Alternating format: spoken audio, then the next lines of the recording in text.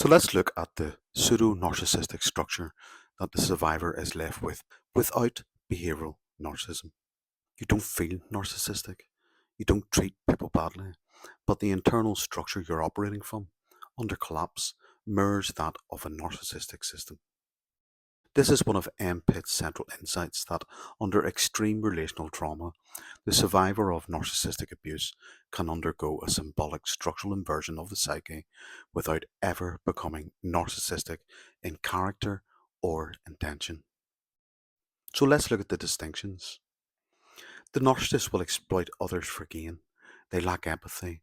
They project their inner emptiness outwards. They control others via their internal shared fantasy. And they derive identity from domination.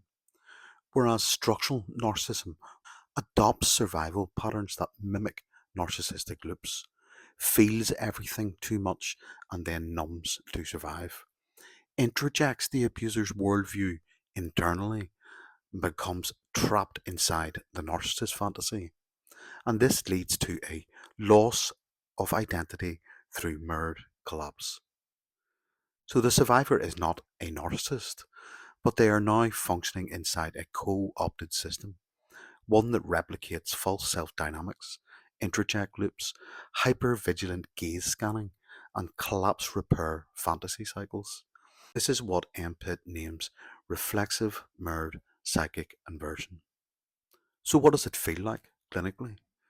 Well, it's sudden panic, body shock, symbolic derealization when encountering abandonment cues, and an urge to repair or redeem the relationship at any cost, oscillating states of self-loathing, internalized blame, and imagined reconciliation, emotional disassociation paired with compulsive looping thoughts or behaviors, dreams and memories where they become like the narcissist without understanding why.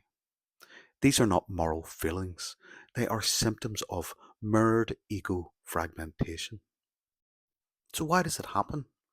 Well, the narcissist does not just injure the survivor, they mirror the survivor into a false structure. Over time, this mutual simulation inverts the survivor's own ego boundary. What was once self becomes symbolically othered, replaced by interjects and mirrored drives. The result? Well, the survivor lives in a narcissistic psychic structure, but not of their own making. And the recovery does not come from guilt, diagnosis, or self blame. It comes from symbolic reversal, a walking back through the hall of mirrors. Input guides the survivor to identify the false self protector and deactivate the redeemer complex, track the interjects to their mirrored source, and dismantle their authority, map the internal ego split, and reunify the symbolic self. Name the inversion without shame. That was never mine to carry. And reattune the central ego authorship, not fantasy repair loops. Instead of thinking, I feel like I'm becoming them, you realize that you've internalized the shape of their system. That's not who you are. It's who you had to become to survive. And instead of thinking, I want to scream, but I feel robotic, understand that this is your real self trapped behind the mirrored inversion. The scream is the signal, not the failure. These are not your thoughts. They're internal simulations of a gaze that no longer belongs in your mind. This is not narcissism. It is an inversion through collapse, made possible by cold empathy, symbolic colonization, and introject enmeshment. Do not diagnose. Do not shame.